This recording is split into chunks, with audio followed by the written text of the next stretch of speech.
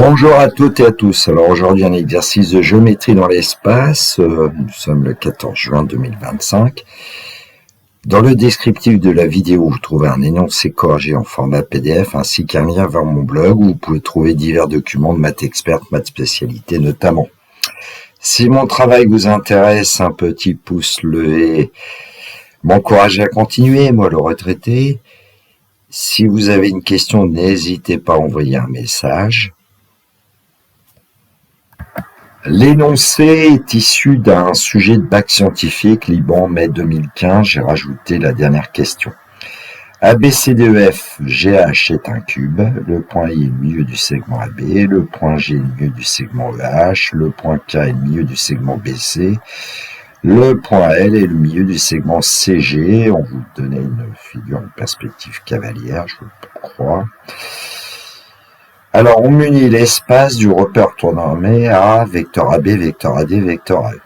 Question 1A. Démontrer que la droite FD est orthogonale au plan IJK. Question 1B. En déduire une équation cartésienne du plan IJK. Question 2. Déterminer une représentation paramétrique de la droite FD. Question 3. Soit M le point d'intersection de la droite FD et du plan IJK. Déterminer les coordonnées du point M. Question 4. Déterminer la nature du triangle IJK et calculer son aire petit s. Question 5. Calculer le volume V du tétraèdre FIJK. Question 6. Justifier que les droites IJ et KL sont séquentes en un point noté grand M. Question 7a. Vérifier que le point M est le milieu du segment JK. Question 7b. Montrer que le quadrilatère MIKL est un losange. Question 7c, sur le graphique donné en annexe, placez les points M, N, N, justifiez que le point N est le symétrique du point J par rapport au point I. Voici l'annexe, la figure ci-dessous est réalisée dans le plan IJK et on vous donnait le triangle IJK qui semble rectangle en I. Voilà, l'idéal c'est de prendre feuille et stylo et d'essayer de répondre à ces questions. La correction pour moi dans quelques instants. Alors je vais d'abord faire un préambule à cet exercice puisque à partir d'énoncés on peut donner les coordonnées des points de la figure, notamment le point A qui est l'origine du repère, donc A pour coordonnées 0, 0, 0, puisque le point B est tel que vecteur AB égale 1 vecteur AB plus 0 vecteur AD plus 0 vecteur AE, on peut dire que le point B a pour coordonnées 1, 0, 0. Le point C, j'en parlerai un petit peu après. Le point D, on sait que ses coordonnées, c'est 0, 1, 0. Et puis le point C, il est tel que... par exemple, on peut l'écrire, je vais l'écrire ici pour l'instant, vecteur AC, c'est le vecteur AB plus le vecteur AD, puisque c'est vecteur AB plus vecteur BC d'après la relation de Charles. Donc c'est 1 vecteur AB plus 1 vecteur AD plus 0 vecteur AE. Et donc on peut dire que le point C a pour coordonnées 1, 1, 0. Bon, je vais gommer l'égalité vectorielle. Et à partir du moment où on a les coordonnées des points A, B, C, D, bien par translation de vecteur K, le vecteur K étant le vecteur AE, on va obtenir directement les coordonnées des points E. Il suffit d'ajouter au point coordonnées du point 1 à la cote. Le point F a pour coordonnées 1, 0, 1. On ajoute 1 à la cote du point B. Ensuite, vous avez le point G. Eh bien, c'est 1, 1, 1. On ajoute 1 à la cote du point C. Et puis le point H, on ajoute 1 à la cote du point D. Et on obtient ainsi les coordonnées. Alors, pour le point I, J, K, L, on peut trouver les coordonnées. On en aura besoin dans l'énoncé. Alors, je pense que dans un sujet de 2025, on demanderait de donner sans justifier les coordonnées des points IJKL. C'est ce qu'on va faire ici. Alors, comme I est le milieu de AB, on va trouver assez aisément que le point I a pour coordonnées 1,5, 0, 0. Le point J, lui, est le milieu du segment EH. Donc, 0 pour l'abscisse, 1,5 pour l'ordonnée, et puis 1 pour la cote.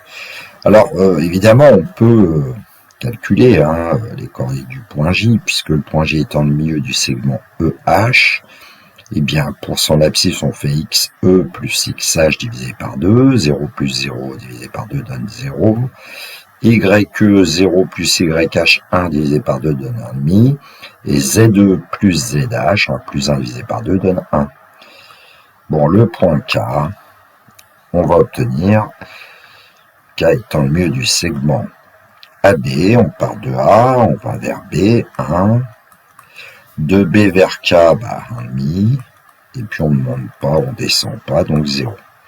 Et pour le point L, qui est le milieu du segment CG, eh bien on fait 1 pour arriver en B, ensuite 1 pour arriver en C, et ensuite 1,5 pour arriver en L.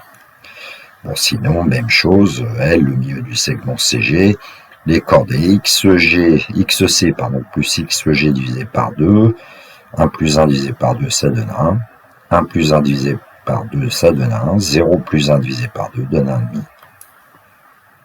On aura l'occasion de calculer les coordonnées du milieu d'un segment tout à l'heure. Question A, démontrer que la droite FD est orthogonale au plan IJK. Alors d'après le cours, on sait qu'on a démontré que le vecteur FD est-il orthogonal à deux vecteurs non collinaires du plan IJK, et je vais choisir IJ et IK.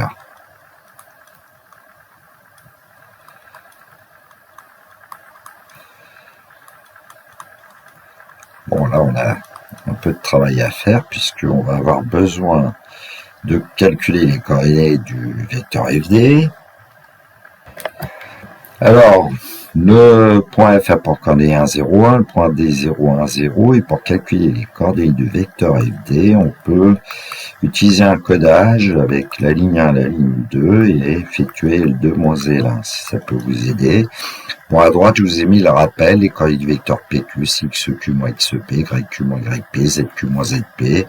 Donc ici, on va obtenir 0 moins 1 en abscisse, 1 moins 0 en ordonnée, 0 moins 1 pour la cote. Et donc le vecteur FD a pour coordonnées moins 1, 1, moins 1. Bien évidemment, nous avons besoin de calculer les coordonnées vecteurs IJ et IK aussi.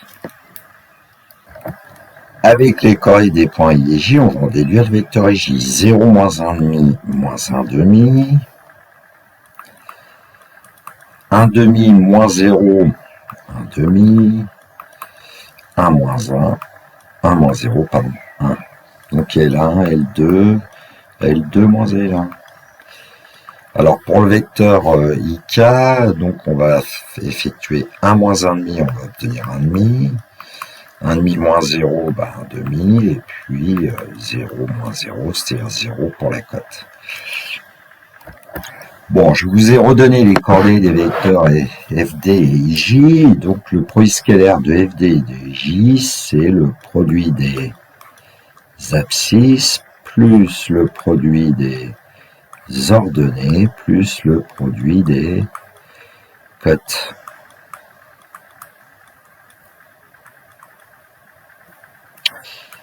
Peut-être pas avoir assez de place, plus le produit des cotes. Donc on va obtenir 1,5 plus 1,5 moins 1, c'est-à-dire 0. Bon, c'est pas très bien écrit, mais ce sera bien écrit dans le corrigé. Et puis évidemment, le produit scalaire des vecteurs FD et IK, on applique la même formule. Produit des abscisses plus produit des ordonnées plus produit des cotes. Alors, vous voyez que je mets des parenthèses à chaque fois. C'est ce que je conseille à mes élèves pour éviter parfois certaines erreurs de signes notamment. Moins 1/2 plus 1/2 plus 0. Et donc on obtient aussi 0. On peut donc dire que le vecteur FD est orthogonal au vecteur IJ. Et on peut dire aussi que le vecteur FD est orthogonal au vecteur IK. Bon, il reste une petite rédaction. Le vecteur FD est orthogonal aux deux vecteurs non collinéaires IJ et IK, donc la droite FD est orthogonale au plan IJK. Question 1b, on déduit une équation cartésienne du plan IJK. Alors on peut dire maintenant que le plan IJK pour vecteur normal, le vecteur FD de coordonnées -1, 1, et qui passe aussi par le point I de coordonnées 1/2, 0, 0, ce qui fait que pour obtenir assez aisément une équation cartésienne du plan IJK, en utilisant le vecteur normal de coordonnées -1, 1, -1, eh bien, on va pouvoir dire que une équation cartésienne du plan IJK est -1 multiplié par x, -1 c'est l'abscisse du vecteur FD, plus, 1 multiplié par y, 1 c'est l'ordonnée du vecteur FD, plus -1, donc -1z, égale la même chose, mais dans le deuxième membre en utilisant le point I. -1xi plus 1yi plus 1zi. Bon, il y a d'autres façons de trouver une équation cartésienne du plan IJK. Mais en voici une. Et donc, on va pouvoir dire que IJK pour équation cartésienne, -x plus y moins z égale -1/2. Plus 0, plus 0. Donc, IJK a pour équation cartésienne -x plus y moins z plus 1/2 égale 0, et en multipliant par -2 par exemple, IJK a pour équation cartésienne, en multipliant par -2 on va obtenir 2x moins 2y plus 2z moins 1 égale 0. Bon, en tout cas, on voici une équation cartésienne du plan IJK. Question 2, déterminer une représentation paramétrique de la droite FD. Alors, la droite FD passe par le point F de coordonnées 1, 0, 1, pour vecteur directeur, le vecteur FD de coordonnées -1, 1, -1. Et puis, d'après le con, on sait que FD a pour représentation paramétrique x égale xf plus un certain t, l'abscisse du vecteur FD, y égale yf plus t fois l'ordonnée du vecteur FD, et puis z égale zf plus t fois la cote du vecteur FD. Donc, avec t appartenant à R, le paramètre ici que j'ai choisi, et donc ici en remplaçant, on va obtenir 1, 0, 1, plus t fois, et on indique les coordonnées du vecteur FD, -1, 1, -1. Alors je vais gommer pour que ce soit un petit peu plus sympathique, entre guillemets. Et donc la première ligne, ça va donner 1 moins t. La deuxième ligne, ça va donner t tout simplement. Et la troisième ligne, ça va donner 1 moins t.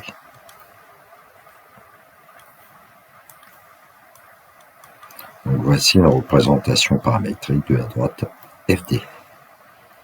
Question 3, soit M le point d'intersection de la droite FD et du plan IJK, déterminer les coordonnées du point M. Alors j'appelle les coordonnées du point M x, y, z, et comme le point M appartient à FD, on peut dire qu'il existe un réalité tel que x égale 1 moins t, y égale t, z égale 1 moins t.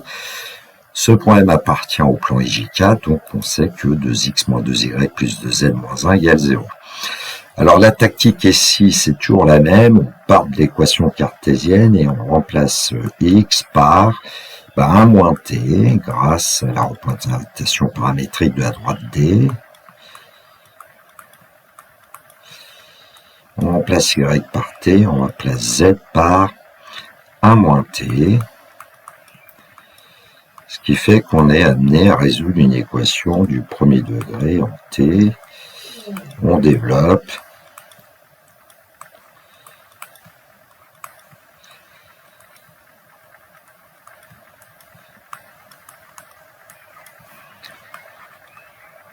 On compte combien on a de t, alors ça donne moins 6t, et les termes constants, 2 plus 2, 4 moins 1, donc plus 3, égale 0, ce qui donne, par exemple, 6t égale 3, et donc t égale 3 sixièmes, et 3 sixièmes, on sait que c'est 1,5.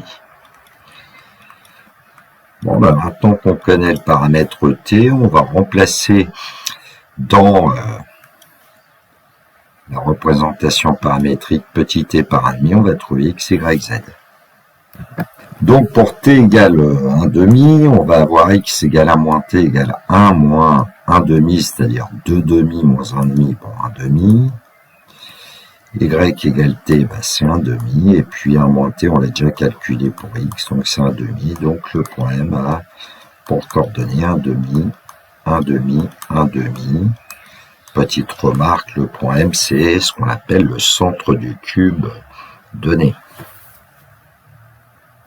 Question 4, déterminer la nature du triangle IJK et calculer son aire petit s.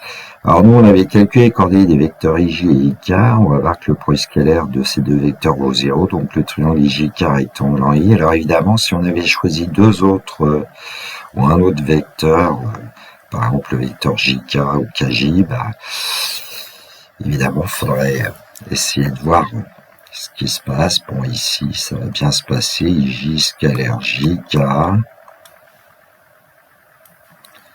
IK, pardon. Donc, le produit scalaire des vecteurs IJ et IK, c'est produit des abscisses plus produit des ordonnées plus produit des cotes.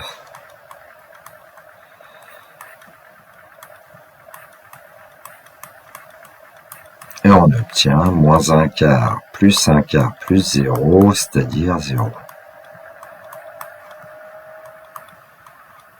On en déduit que les vecteurs IJ et IK sont orthogonaux. IJ et IK. Donc le triangle IJK est rectangle en I.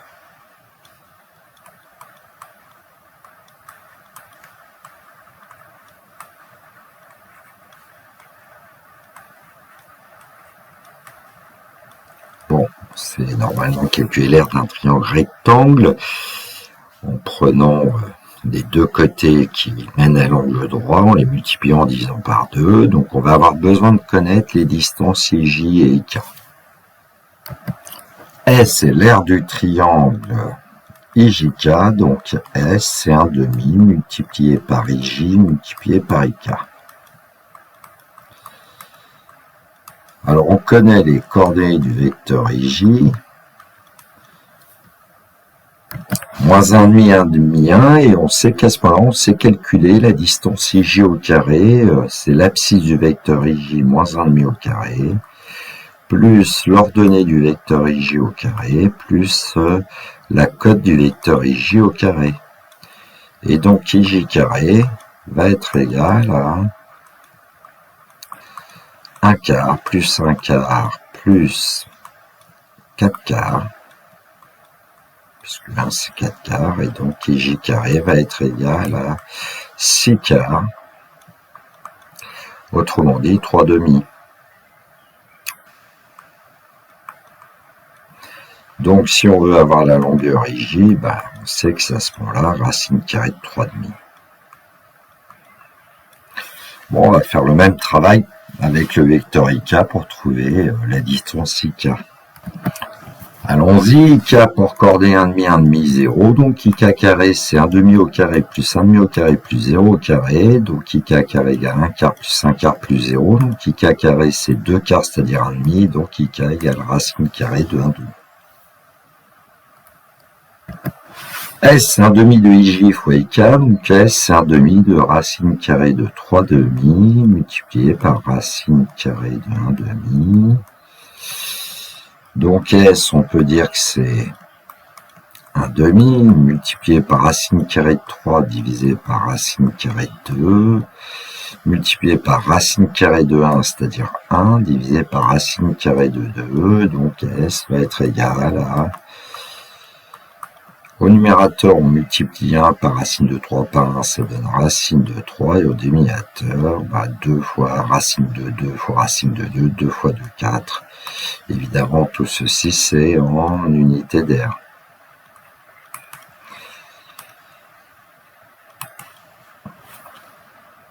Question 5, calculer le volume V du tétraèdre FIJK. Donc V, c'est le volume du tétraèdre FIJK. Alors, on va prendre pour base VJK puisqu'on connaît son R. Et puis, on sait que le point M est le projeteur orthogonal du point F sur le plan IJK. Vu les questions précédentes, donc on va pouvoir dire que V, c'est 1/3 multiplié par l'aire du triangle IJK multiplié par la distance FM.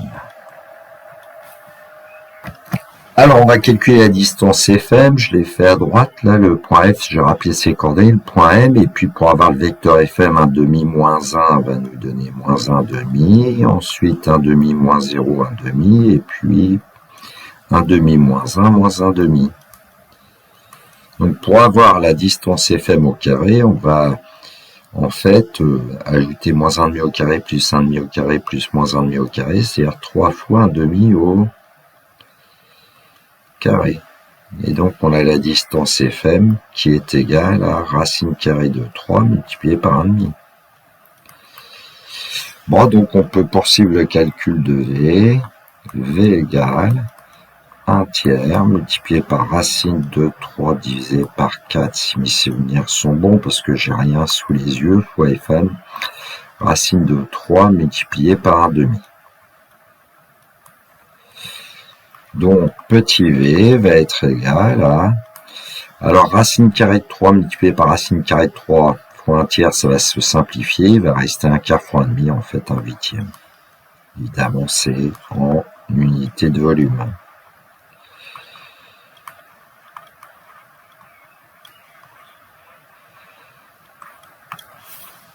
Donc V, c'est 1/8 du volume du cube ABC2FGH. Question C, justifier que les droites IJ et KL sont séquentes en un point ETN, et nous, dans le texte, on connaît une équation cartésienne du plan IJK. Donc on va démontrer d'abord que le point L appartient à ce plan IJK. Donc c'était 2x moins 2y plus 2z moins 1 égale 0, toujours si mes souvenirs sont bons. Et on a besoin des coordonnées du point L. Alors on va calculer 2xl moins 2yl plus 2zl moins 1. Si cette expression vaut 0, c'est que le point L appartient au plan IJK. Donc on obtient 2 multiplié par 1, moins 2 multiplié par 1, plus 2 fois 1,5, moins 1. Bon, si on va pas trop vite, enfin 2 moins 2 ça fait 0, 2 fois 1,5 ça fait 1 moins 1. Bon, je vais aller assez vite, ça fait 0. Donc le point L appartient au plan IJK.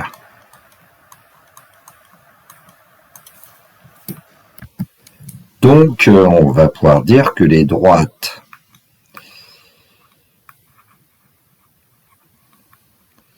IJ et KL sont coplanaires.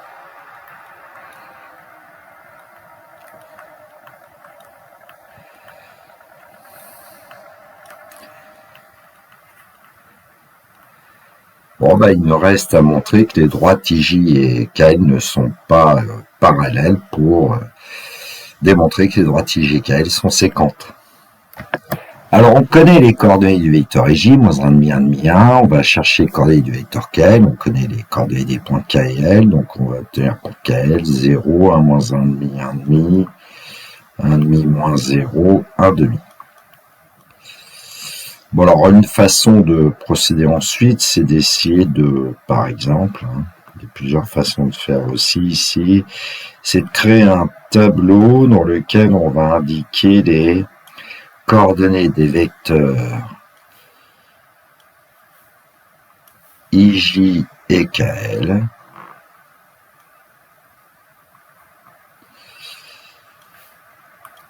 Donc ici, je vais indiquer IJ, ensuite KL. Et on va regarder si le tableau constitué par les coordonnées des vecteurs IJ et KL est un tableau de proportionnalité ou pas. Alors IJ moins 1,5, 1,5, 1. Et puis KL 0, 1,5, 1,5. Alors il y a plusieurs façons de voir que ce tableau n'est pas un tableau de proportionnalité. Alors on peut par exemple prendre le produit des diagonales ici, moins 1,5 multiplié par 1,5 qui vaut moins 1/4. Et puis, regardez, 0 multiplié par 1,5 qui vaut 0.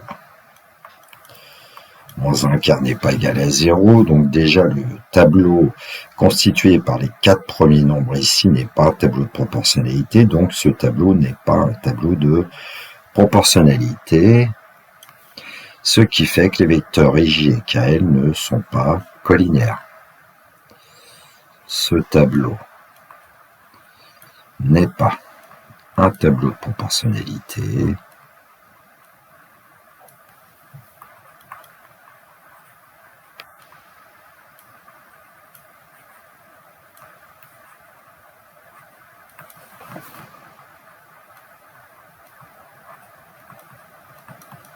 Donc, les vecteurs IJ et KL ne sont pas collinaires.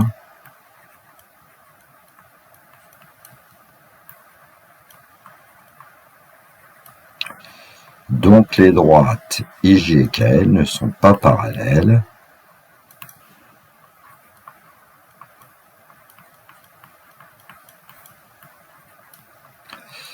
Et puisqu'elles sont coplanaires, c'est qu'elles sont séquentes.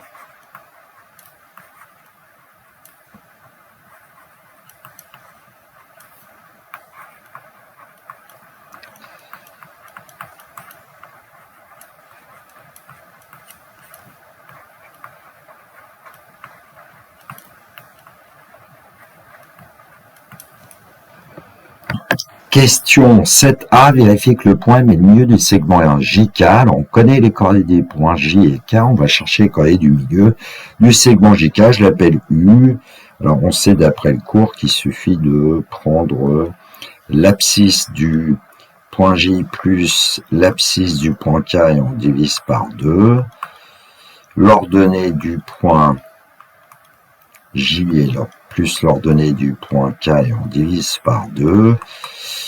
La cote du point J plus la cote du point K, on divise par 2. Ce qui fait que le point U a pour coordonnée 1,5. 1,5 plus 1,5 divisé par 2, c'est encore 1,5, 1,5. Et on savait que le point M avait ces coordonnées-là. Donc le point U, c'est le point M. On a bien vérifié que le point M est le milieu du segment JK. Alors n'hésitez pas à faire un petit rappel de cours s'il le faut. Ici, j'ai juste fait une application numérique, mais bon. Question 7b, montrer que le quadrilatère MIKL est un losange. Alors, nous, on connaît le triangle JK, il y a rectangle en I, le point M, c'est le milieu de JK, il suffira de tracer la médiatrice du segment JK pour obtenir le point M à la règle au compas. Et comme on veut montrer que et Michael est un losange. Si on fabrique une figure, on a déjà MIK, et puis donc il va falloir qu'on ait le point L situé à peu près à cet endroit. Donc comment est-ce qu'on va démontrer que Michael est un losange? On va d'abord démontrer que c'est un parallélogramme.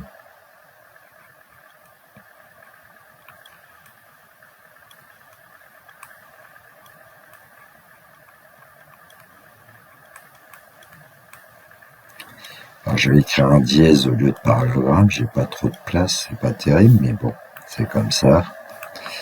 Et donc comment est-ce qu'on peut procéder? On connaît déjà, par exemple, le vecteur IK, on connaît ses coordonnées, et puis on va essayer de voir aussi le vecteur ML. Donc on va montrer que le vecteur IK est égal au vecteur ML. Donc j'ai redonné les coordonnées du vecteur IK, et le point M, on sait qu'il a pour coordonnées 1,5, 1,5, L, 1 demi.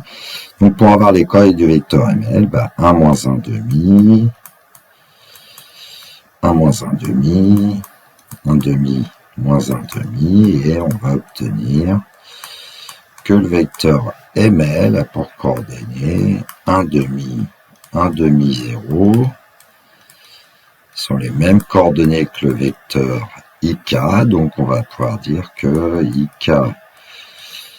IK est égal à ML,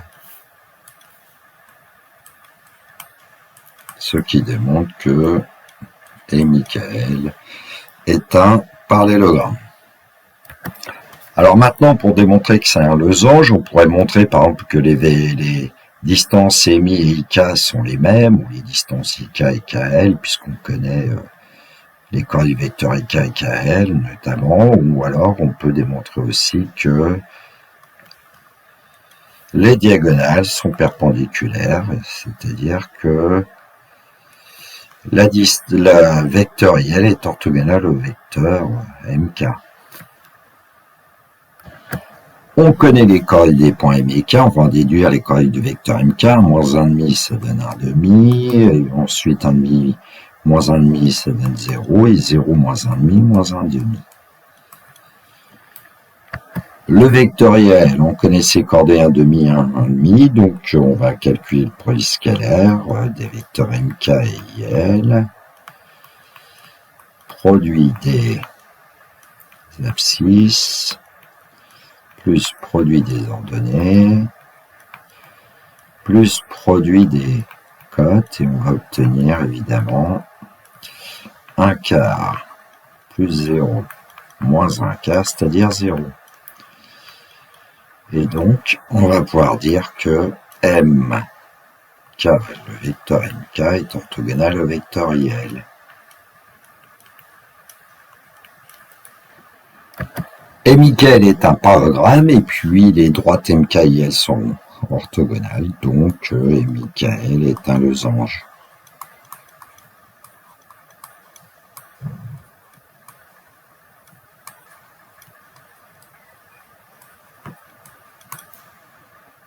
Sur le graphique donné en annexe, placez les points M et N, justifiez que le point N est symétrique du point J par rapport au point I, et donc le graphique je vous le donne, on avait déjà commencé à le fabriquer tout à l'heure avec le point N qui est le milieu de JK, ensuite on place le point N tel que MIKL soit un losange, on trace la droite KL, elle coupe la droite IJ en N.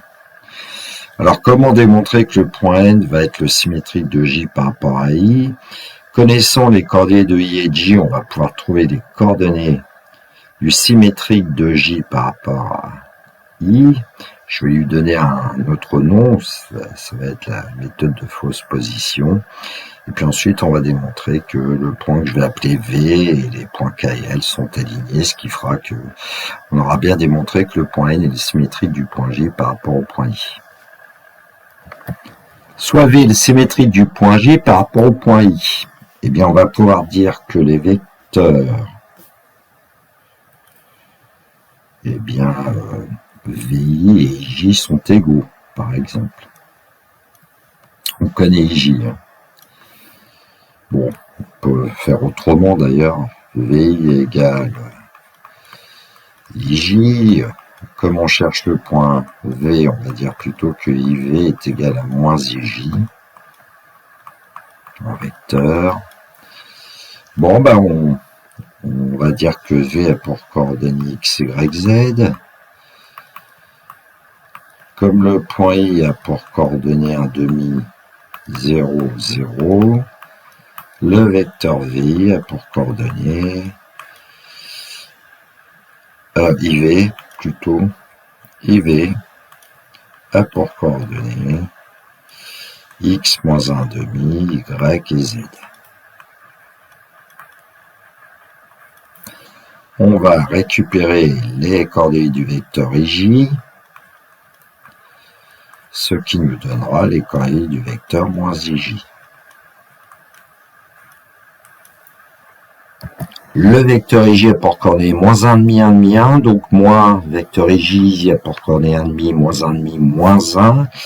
Comme les deux vecteurs IV et moins IJ sont égaux, ça veut dire que X moins 1,5 est égal à 1,5. Y est égal à moins 1,5 et puis Z est égal à moins 1. Bon, bah X moins 1,5 égale 1,5, on va pouvoir dire que X égale 1,5 plus 1,5, c'est-à-dire 1. Et ainsi, on aura les coordonnées du point V. Le point V a pour coordonnées 1, moins 1,5, moins 1. Bon, le symétrique de J par rapport à I, qui est le point V, et ben on va regarder si V, K et L sont alignés. Donc, on va pouvoir travailler avec des vecteurs. VK et KL sont-ils collinaires?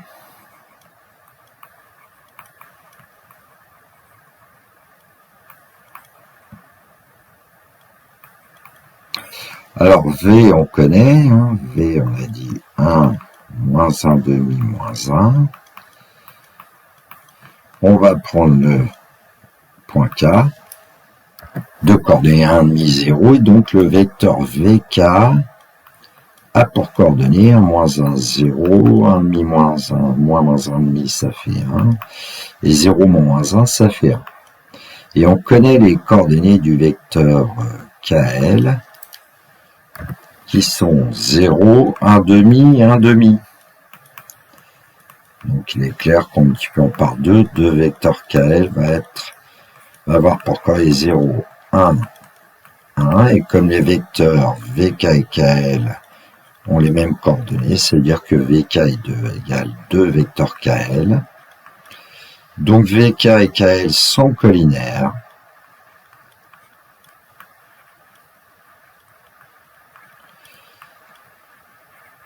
Donc les points VKL sont alignés en fait. Ils sont alignés. Donc le point V appartient à la droite KL. Et il appartenait aussi à la droite IJ. Donc le point V appartient à la fois à la droite IJ et à la droite KL. C'est donc le point N. Et donc le point N est le symétrique du point J par rapport au point I. V appartient à IJ et V appartient à KL. Donc V appartient... V est le point d'intersection de ces deux droites qu'on avait appelé N. Et puis comme V est le symétrique de J par rapport à I, bah N est forcément le symétrique de J par rapport à I.